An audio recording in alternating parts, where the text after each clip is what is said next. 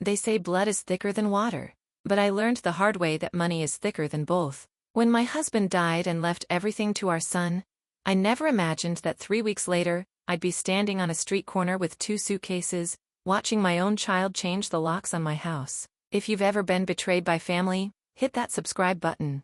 This story gets darker before it gets better, and you'll want to see how it ends. My name is Linda, and I'm 62 years old. For 38 years, I was married to Richard Chen, a man who built a commercial real estate empire from absolutely nothing.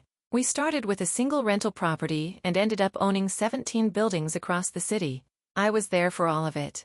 The late nights, the risky investments, the years we ate ramen so we could make mortgage payments. But apparently, none of that mattered.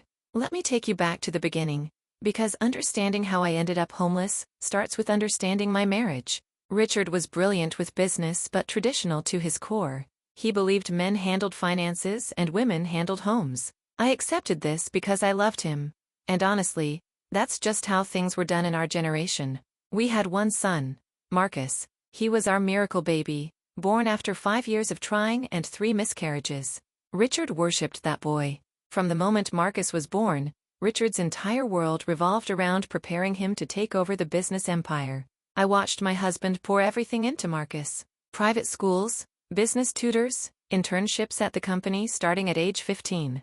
Meanwhile, I was the support system. I made sure Marcus had nutritious meals before exams, drove him to activities, attended every school event Richard was too busy to make. Richard always said, "Linda, you're the heart of this family. I'm just the wallet." I used to think that was romantic. Now I understand it was a warning about how he valued my contributions. Marcus graduated from business school at 23 and immediately joined Richard's company as vice president. By 30, he was running day-to-day operations while Richard semi-retired. They were partners, father and son, building something together. I was so proud. Then came the heart attack. Richard was 68, seemingly healthy except for high blood pressure he managed with medication. We were having dinner, talking about Marcus's upcoming wedding to his fiancée Amanda, when Richard clutched his chest and collapsed. Drop a comment if you're watching from the United States. Let me know where you're tuning in from, because what happened next could happen to anyone, anywhere. The doctors tried everything. Richard was in intensive care for 4 days before he finally slipped away with me holding his hand. My last words to him were "I love you." His last words to me were "Take care of Marcus." Even dying, Richard was thinking about our son. The funeral was massive. Richard had been a prominent businessman, and hundreds of people attended. Marcus delivered a beautiful eulogy about his father's legacy and vision. He thanked me briefly, calling me the woman who gave Dad a peaceful home to return to. That phrase bothered me, but I was too grief-stricken to examine why. After the funeral, people kept asking me what I was going to do now. The question confused me. Do about what? I was going to continue living in my home, grieving my husband, eventually finding a new normal. What else would I do? Marcus and Amanda stayed with me for the first week. They were attentive, helpful, constantly checking on me. Amanda made meals while Marcus handled the endless paperwork that comes with death. I was grateful for their support during the worst period of my life. But I started noticing things. Marcus spending hours in Richard's study, going through files, late-night phone calls where he'd step outside to talk privately. Amanda asking careful questions about my plans, my health, my daily routines. 2 weeks after the funeral, Marcus asked me to come to his father's lawyer's office for the will reading. I wasn't particularly curious about the contents. Richard and I had discussed his wishes years ago. The business would go to Marcus, obviously, since he was already running it. I assumed the house and personal assets would be split somehow, though we'd never discussed specific details. Richard's attorney, Mr. Peterson, had been handling our legal affairs for 20 years. He greeted me with the awkward sympathy of someone delivering bad news disguised as routine business. "Linda, thank you for coming," he said, gesturing to a chair across from his massive desk. Marcus sat beside me, his expression neutral and professional. Mr. Peterson opened a folder and began reading. The language was dense and legal, but the meaning became crystal clear very quickly. Richard had left everything to Marcus. The business, obviously, but also the house, the cars, the investment accounts, the retirement funds, everything. My name appeared exactly once in the entire will, in a clause stating that I was to receive a monthly allowance of $3,000 to maintain her standard of living. $3,000 a month. After 38 years of marriage, pause for just a second and hit that like button if you think what happened next is absolutely insane. You won't believe how far this goes. I sat there stunned while Mr. Peterson continued reading. The will specified that Marcus had complete control over all assets immediately. There was no trust, no division of property, no protection for me whatsoever. I don't understand, I finally said, my voice barely working. The house. Richard always said the house was ours. Mr. Peterson looked uncomfortable. Mrs. Chen, your husband's will is very clear. All real property, including the marital residence, transfers to Marcus effective immediately. I turned to my son. Marcus, there must be some mistake. Your father wouldn't leave me with nothing. Marcus reached over and patted my hand, but his expression remained neutral. Mom, $3,000 a month is hardly nothing. Dad wanted to make sure you were taken care of while keeping the business assets intact for growth. It makes financial sense. Financial sense? Marcus, I helped build everything your father owned. I worked part-time jobs to help with mortgages when we were starting out.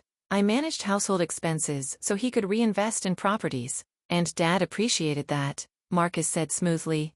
That's why he made sure you'd have steady income.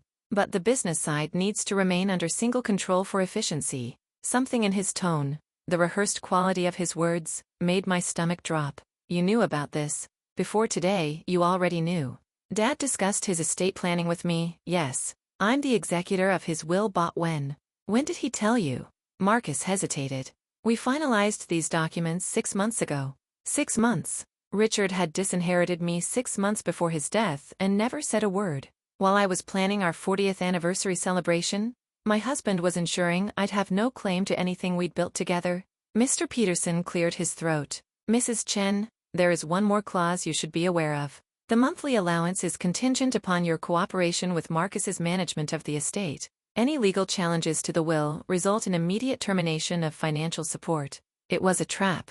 A perfectly legal trap designed to keep me powerless and silent. I left that office in a daze. Marcus offered to drive me home, but I refused. I needed space to process what had just happened. I walked for hours through the city Richard and I had invested in together, past buildings we'd renovated, through neighborhoods we'd helped develop.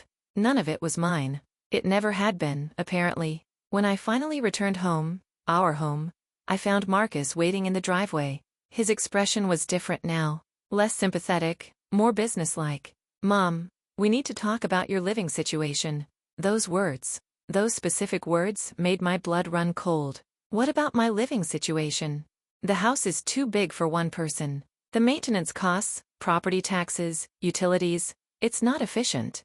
I've been reviewing Dad's financial records, and frankly, keeping you here doesn't make sense. Marcus, this is my home. I've lived here for 32 years. It's my house now, Mom. Legally, completely mine. And I've made the decision that it needs to be sold. The market is excellent right now, and I can reinvest the proceeds into the business. The casual cruelty of it took my breath away. Where am I supposed to go? I've researched some very nice senior living communities. There's one about 40 minutes from here that has availability. It's all inclusive. Activities, meals, social opportunities. You'd probably be happier there anyway. If you're feeling angry right now, leave a comment telling me what you would do in this situation.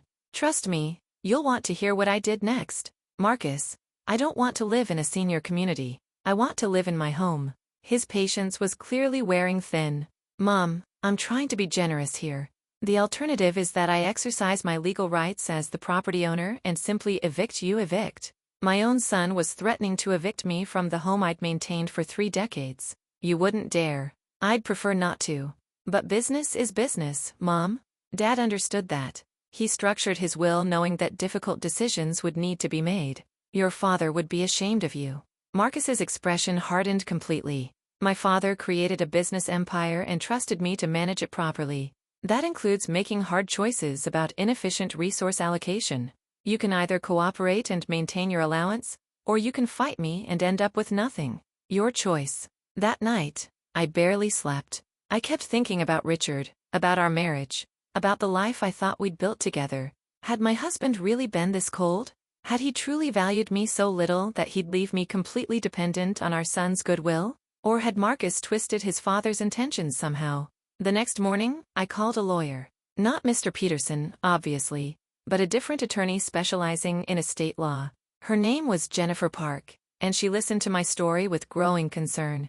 "Mrs. Chen, I'm very sorry, but if the will is properly executed and clear in its intentions, there's very little we can do to challenge it, especially with the clause about losing your allowance if you contest. But I was his wife for 38 years. Don't I have any rights? In this state, spouses can typically only be fully disinherited if they sign a waiver or if there are documented reasons like abandonment. Did you sign anything after marriage waiving inheritance rights?" I thought back through the years of papers Richard had asked me to sign.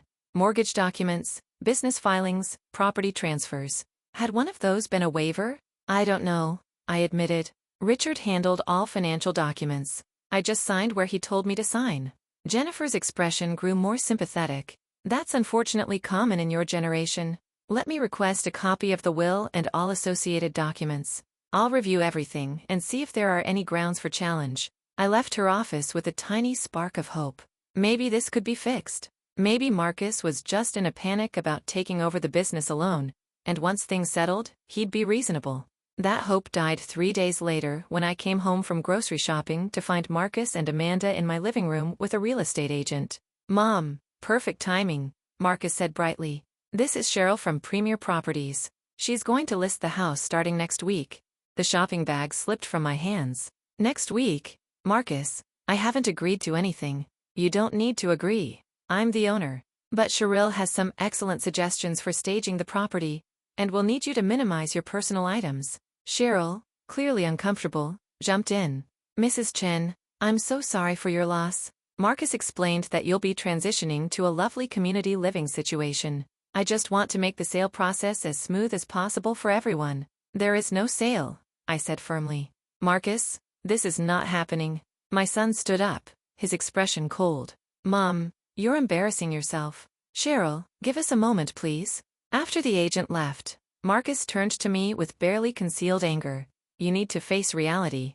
Dad left me in charge because he knew I'd make smart business decisions. This house is sitting on land worth $2.3 million. The property could be redeveloped into luxury condos. I'm not going to pass up that opportunity because you're having trouble accepting change. Marcus, you're destroying my life. I'm optimizing assets. There's a difference." Amanda, who'd been silent until now, finally spoke up.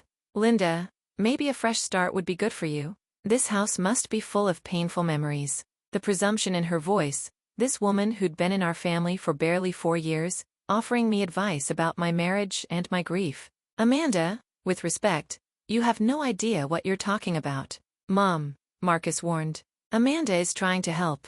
"No, Marcus. Amanda is supporting your greed. There's a difference. Subscribe if you want to see how I got my revenge. Because what happened next is absolutely wild." That night, Marcus gave me an ultimatum.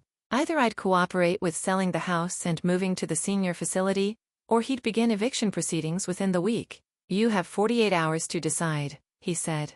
"But understand that if I have to evict you, you'll lose your monthly allowance as well." That clause about cooperation with estate management? Fighting me on this qualifies as non-cooperation.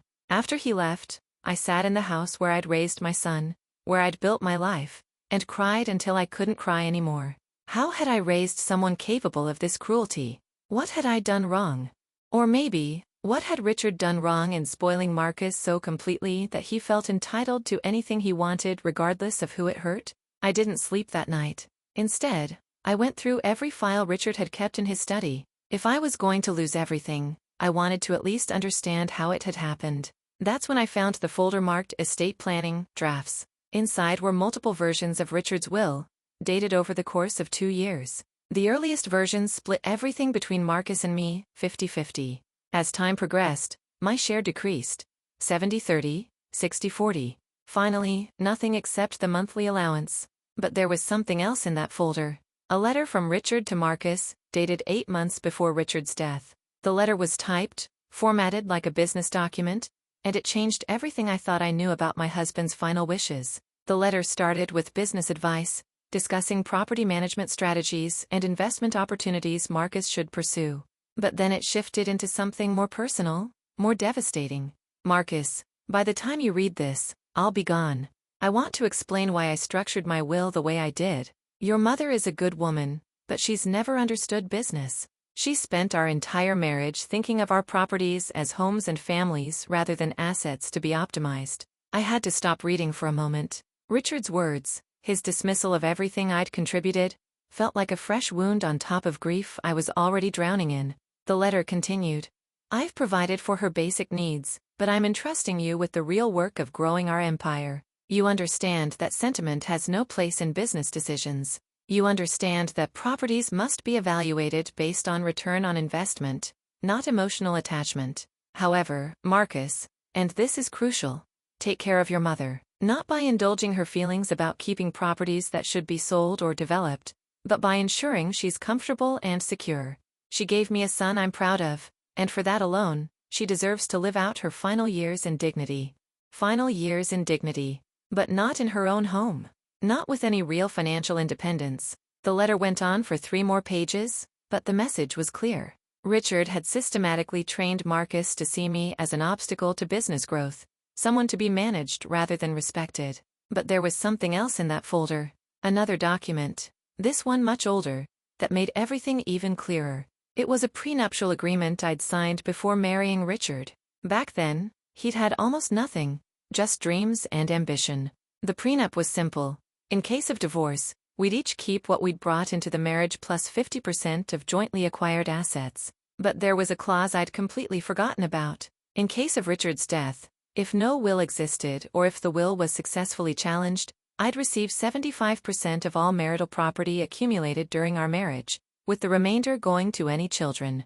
This prenup predated any will, and according to state law, prenuptial agreements about inheritance could sometimes supersede wills if proper procedures weren't followed in updating them. I took photos of everything with my phone and called Jennifer Park immediately, despite it being nearly midnight.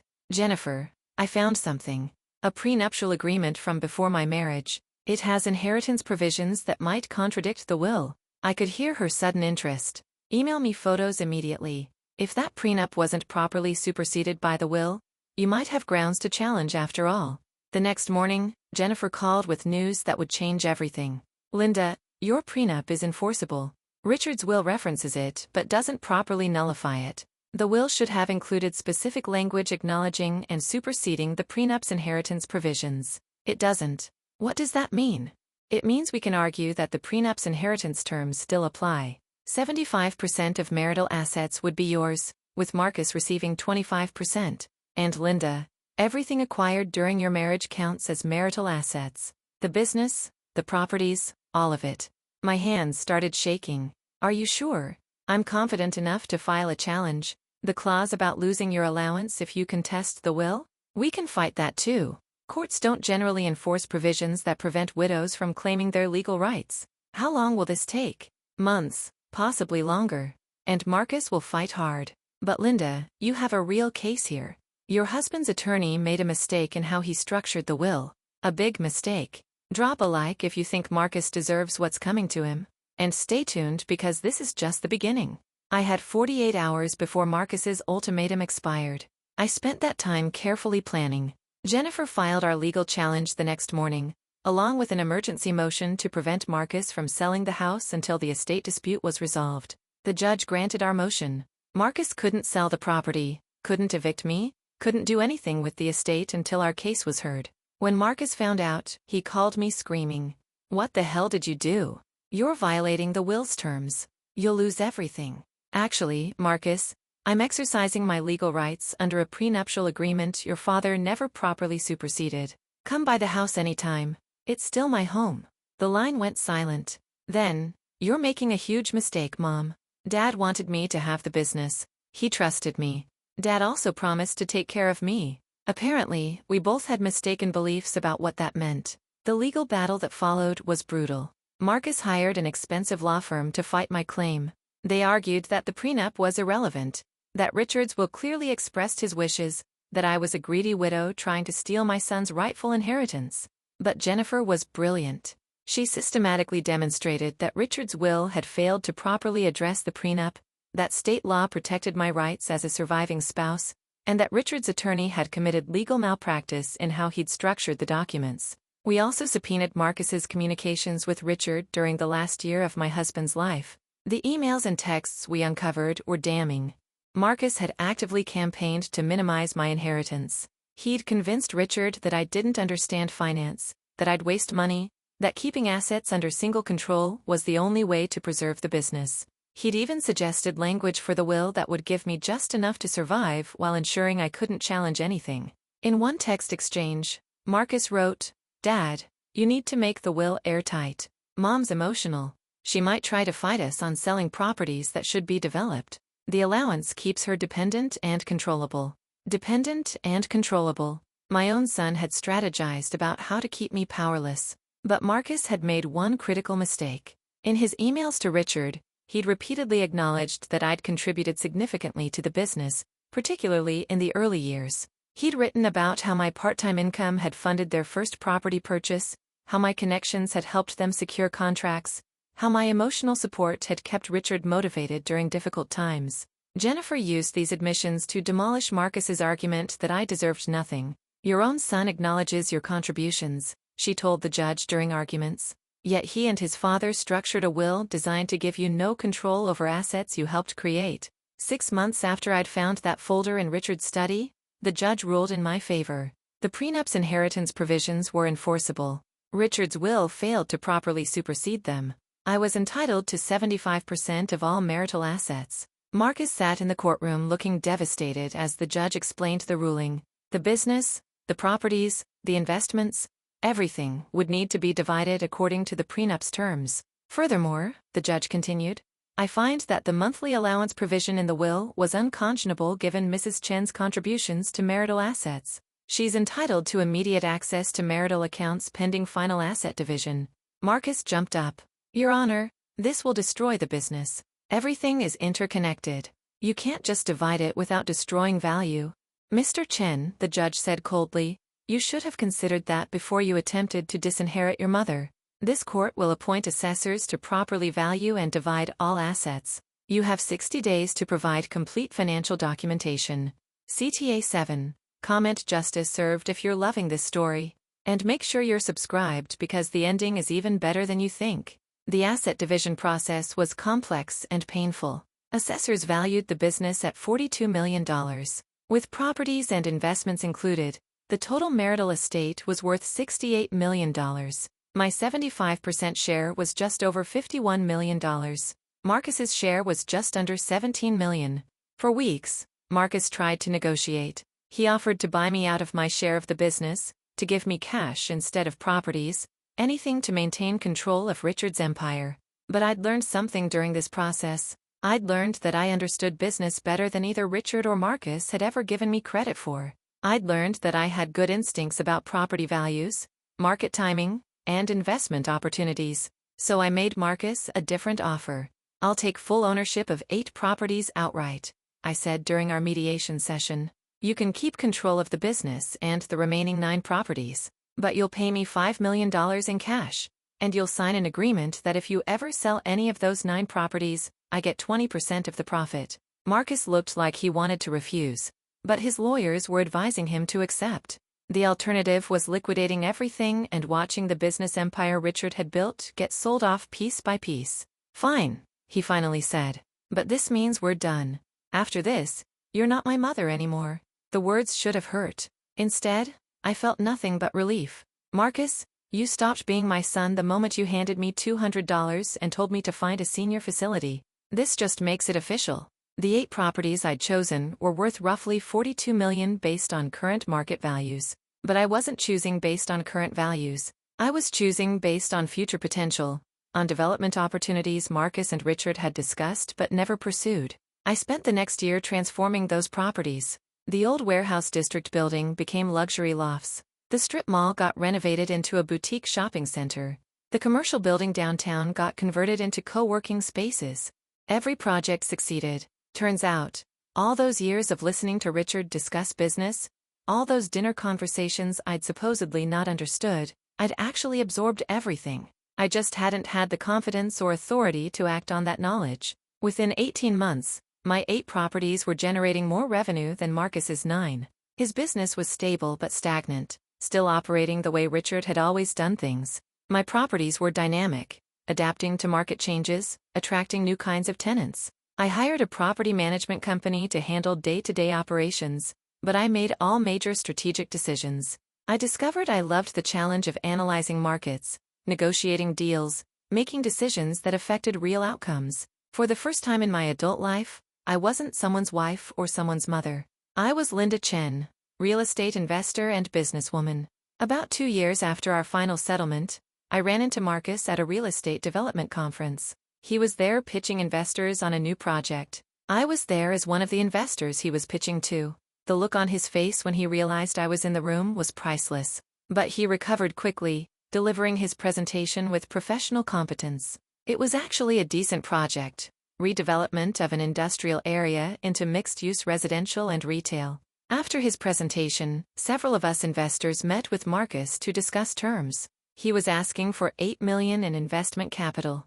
Mr. Chen, one of the other investors said, "Your numbers look solid, but your projected timelines seem optimistic. Most developments like this run at least 6 months behind schedule." Marcus tried to defend his timeline, but I could see him struggling with the technical details. Richard had been brilliant at big-picture strategy, but had always relied on project managers for implementation details. Marcus had inherited his father's weakness for overlooking practical complications. "Actually," I spoke up for the first time, "I think the timeline could work if you phase the construction differently. Complete the retail spaces first to start generating revenue, then use that cash flow to fund the residential phase. It reduces your capital needs and gives you a buffer if there are delays." Marcus stared at me.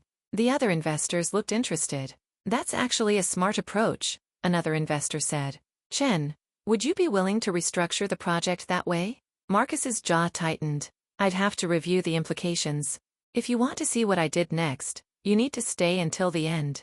Trust me, it's worth it." After the meeting broke up, Marcus cornered me in the hallway. "What are you doing here?" "Investing, same as everyone else." "You're trying to sabotage my project." "Actually, Marcus, I was trying to improve it. But if you'd prefer I walk away, I'm sure the other investors would be happy to split my share of the capital." He looked torn. He clearly didn't want to work with me, but he needed the investment. "If you invest," he said finally, "I want it to be strictly professional. No family dynamics, no revenge plots, just business." "Marcus, I've learned something these past 2 years. Business is all I ever wanted from you. The moment you made this about family, about throwing your mother into the streets, you destroyed any relationship we had. So yes, this is strictly business." I invested $4 million in Marcus's project, not because I cared about helping him, but because it was genuinely a good investment opportunity. And I used my investment to negotiate oversight rights, allowing me to monitor his project management and suggest operational improvements. The project succeeded. Not just succeeded, but exceeded projected returns by 20%. My suggestions about phasing and cash flow management had been correct. Marcus never thanked me, but he did call 6 months later with another investment opportunity, and then another one 6 months after that. We've been working together professionally for 4 years now. We're not mother and son. We're business partners who happen to share DNA. We meet in conference rooms, discuss projects and returns, make strategic decisions together. It's not what I would have chosen for our relationship, but it's honest in a way our family relationship never was. Marcus is still with Amanda. They have 2 children now, my grandchildren technically, though I've never met them. Sometimes I wonder if he tells them about me, or if I'm just an absent figure in their lives. Mostly, I don't think about it. I've built a life that's mine, based on skills and intelligence I never knew I had. I've proven that I understood business all along. I just needed the chance to demonstrate it. About 6 months ago, I was going through old photos and found one from Marcus's college graduation. Richard and I were standing on either side of him, proud parents celebrating their son's achievement. I looked at the woman in that photo, the Linda who'd defined herself entirely through her relationships with her husband and son. She seems like a stranger now. That Linda would have accepted Marcus's ultimatum. She would have moved to the senior facility, accepted her $3,000 allowance, convinced herself that her son knew best, and that questioning him was disloyal. That Linda would have died within a few years, forgotten and dismissed, believing she'd never been capable of more than supporting other people's ambitions. I'm glad she's gone. I'm glad Marcus forced me out of the house that day, because his cruelty inadvertently liberated me from a life of invisible service. If this story inspired you or made you think differently about family relationships, give it a like and share it with someone who needs to hear this message. Last month, I received a letter from Marcus. Not a business communication, but a personal letter sent to my home address. Mom, it started. And just seeing that word after years of Linda or Mrs. Chen in our professional correspondence made me pause. I've been thinking a lot about Dad lately, about his death and everything that happened after. Amanda and I are taking the kids to therapy because we're realizing we're making some of the same mistakes with them that Dad made with me. Mainly, teaching them that money and success matter more than relationships and integrity. The letter continued for 3 pages. Marcus didn't apologize exactly, but he acknowledged that he'd been wrong. He admitted that Richard had poisoned him against me, had taught him to see me as an obstacle rather than a partner. He confessed that for years after our legal battle, he genuinely believed I'd stolen from him, that I'd been the villain in our story. But watching you succeed these past few years, seeing you build something from the pieces I tried to leave you with, I've realized the truth. You were always capable. You always had the intelligence and instincts for this work. Dad and I just never gave you the chance or respect you deserved. He ended with a question. I know I can't undo what I did or make up for how I treated you, but I want my children to know their grandmother. If you're willing, I'd like to introduce them to you. Not the version of you I talked about, the weak woman who didn't understand business, but the real you, the strong woman who fought back and won.